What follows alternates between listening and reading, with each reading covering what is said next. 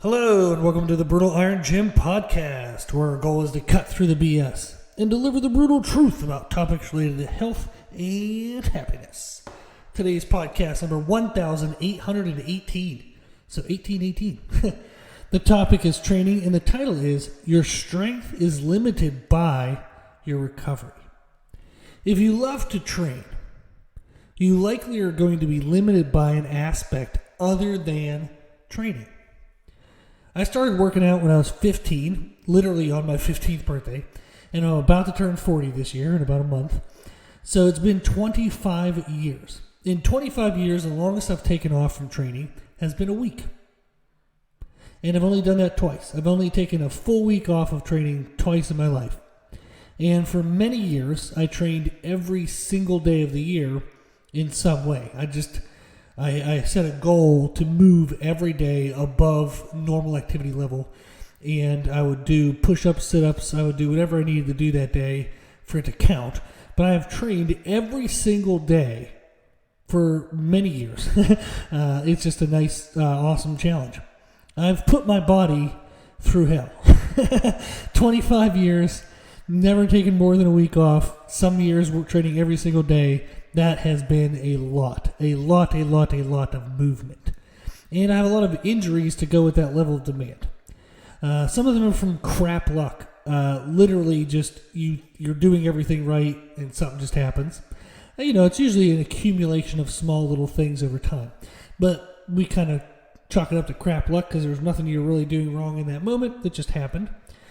Sometimes I got an injury from testing my body's limits, and unfortunately I found it. Some were from poor technique, for sure, when I was earlier in my lifting career and kind of just figuring things out. And some were from random life events. Just you doing something, you're carrying something and you tweak your bicep. Like I was showing a client a deadlift. If I was like, well, make sure when you do a sumo deadlift, you don't want your knees to rotate in like this. I wasn't even holding anything. I was just standing in the deadlift position, and I tore my meniscus. So just absolute crap luck of things. But through all the injuries, though, I've continued to get stronger and leaner. When I was 15 years old, I was 5'6", 165 pounds, and I was skinny fat. At 165 pounds, you could not see a vein on my body. There were no visible muscle like tone or definition or shape at all. I was skinny fat. If I was lean, I might have been 135 pounds maybe. I mean, who knows? You couldn't see an ounce of anything on me. It was like a big white marshmallow. Then, now at 39, I'm 6 foot tall. And I weigh 280 pounds. So I'm 115 pounds heavier than when I started lifting weights. But I'm actually at a lower body fat percentage. You can see some veins, you can see some muscle shapes. Not looking too bad. Of course, I want to get bigger and leaner. But 115 pounds, and I have a lower body fat percentage. That's significant. My strength at 18 years old, it was after 3 years of weight training. I couldn't squat 315. I couldn't bench 225. And I couldn't deadlift 315. I couldn't do those numbers. And that would have been an 855 pound total. At 39, I have squatted 600 pounds in sleeves, benched 430 pounds, and deadlifted 700 pounds. So I have a 1730 total in sleeves. So I over doubled the total that I even couldn't do at 18 years old. It took me a long time to bench 225. I remember it took me into my early 20s. It probably took me 7-8 years to be able to bench 225. It took forever. But over the years, through it all, I've made progress. I've trained a lot. And I've had some injuries. But I've improved in every possible way. What has allowed me to do this, but what holds back many of my elite lifters and athletes, has been recovery. Nutrition, sleep, and stress management. Nutrition is by far the biggest hindrance towards my top level clients. IFBB and natural pro cards, elite and international powerlifters, top CrossFit athletes, games athletes, professional and Olympic athletes. I've worked with them all. What holds them back isn't their willingness to train. They love to train, or they hate it. A good balance between the two. But what holds them back is their prioritization of nutrition. They struggle to eat enough and to eat cleanly enough while getting in enough. I remember one client, they struggled to gain strength as a CrossFit athlete.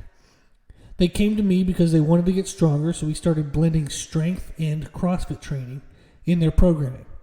He was only eating around 2,600 to 3,000 calories at 175 pounds body weight, which sounds like it'd be enough, but sure as hell wasn't for how active he was. He coached classes, he worked out for his goals, he probably dropped in extra workouts here and there. He was just a busy dude. But it wasn't timed well. So he was eating 2,600 to 3,000 calories, but he would work out fasted. Horrible for performance. And it wasn't composed of the right macronutrient balance. He was afraid of carbs. He thought carbs would make him fat. So he was eating predominantly proteins and fats. So we had to work on that. There was a lot to fix there. I had him start eating, and we worked our way up. It wasn't immediate, but we worked our way up to eating 3,200 to 3,600 calories on a regular basis. Every now and then we would have a 4,000 to 5,000 calorie day as a way for him to recover. We dumped a ton of carbs into his diet, but we stayed away from sugars. He started PRing everything. PR'd squat variations, deadlift variations. He got visibly leaner to the point where clients were asking him for his fat loss diet. They were like, dude, you're getting shredded. How are you doing this? What do I need to eat? How are you getting so lean? Well, he actually gained weight. He went from 175 to 185, never felt stronger, even for body weight movements. He was just strong as hell, feeling amazing, looking shredded. He was crushing everything. But he didn't increase his training at all. We actually decreased his training.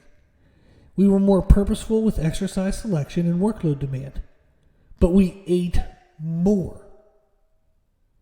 He gave his body more of what it needed to perform its best.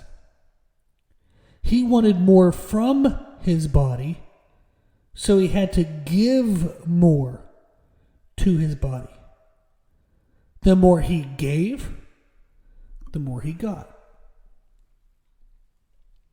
What are you giving your body? You're asking of it for everything, every ounce of what it has. You're asking from your body. But what are you giving to your body? Are you giving it enough food consistently? Are you giving it enough sleep consistently?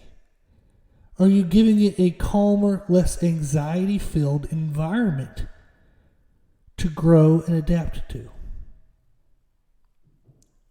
The more you want from your body, the more you have to give to your body. For nutrition, it's actually relatively simple. It's not simple in application, but it's simple in concept. Track what you're eating. Calories, protein, and non-workout related sugars. Push your calories and protein up. Your non-workout sugars down. Start eating before your workouts. For the love of God, stop doing fasted workouts. And track your performance. Your leanness and your body weight. Continue to push calories and protein up and sugars down and see how your body feels and responds.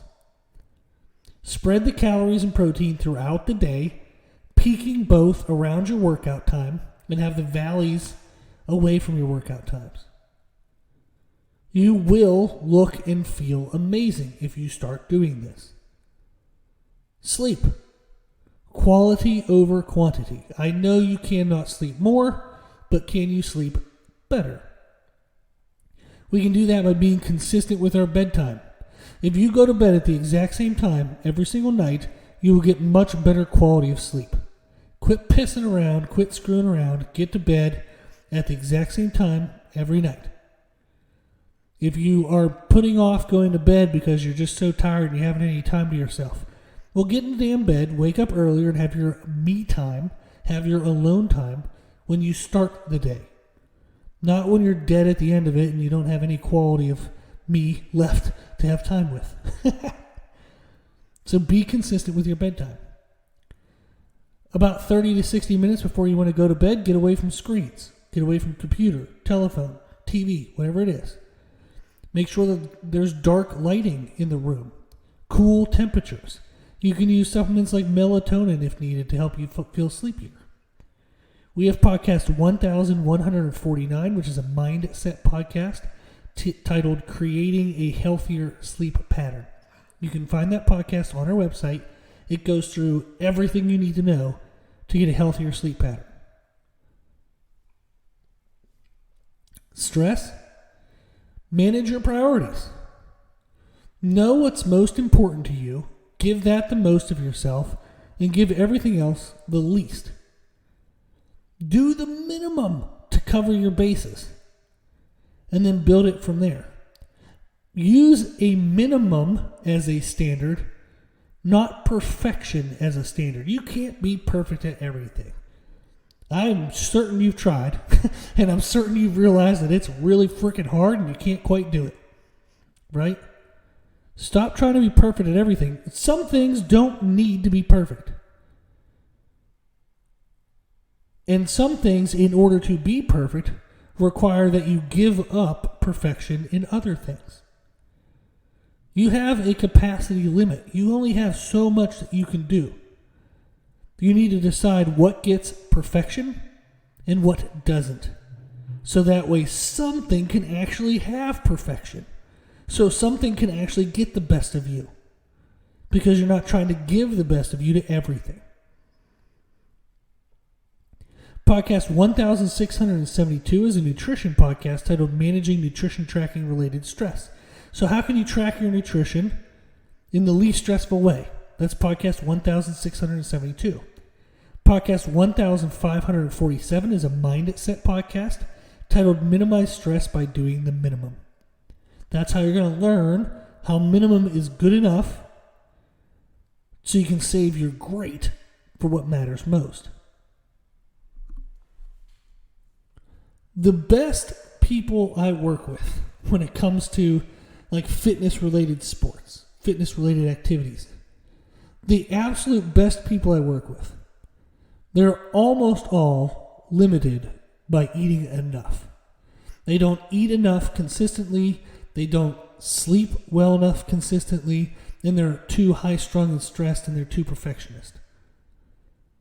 So I've worked with people with IFBB Pro Cards, Natural Pro Cards, Elite and International Elite Total Powerlifters, CrossFit Games athletes, professional and Olympic athletes.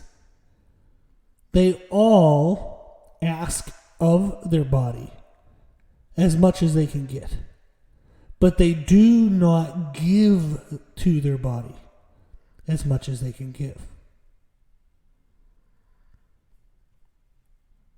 What are you giving to your body? Are you giving it enough food consistently? Are you giving it enough sleep consistently? Are you giving it a calmer, less anxiety-filled environment to grow in? The more you want from your body, the more you have to give to your body. I hope you use this as a wake-up call. That if you love training and you crush training, stop looking at training. Yeah, do your best within it. Make sure what you're doing is right. But look beyond it. Make sure you're giving your nutrition as much attention and effort as you give to your training. Make sure you're giving your sleep as much attention and effort as you're giving to your training. Make sure you're giving your stress management as much effort and attention as you're giving to your training. It's a holistic approach. Make sure you're paying attention to each part. Okay? Well, if you have any questions, if you need anything, let me know. My email is brutalironjim@gmail.com. If you like the podcast, please share the podcast. If you like the podcast, please consider donating to support the podcast, which you can do on our website. If you like the information we share in the podcast, you can find more from us on our social media channels. You can find us and follow us on Instagram and YouTube under the name Brutal Iron Jim. As always, I hope this was helpful, and thank you for listening.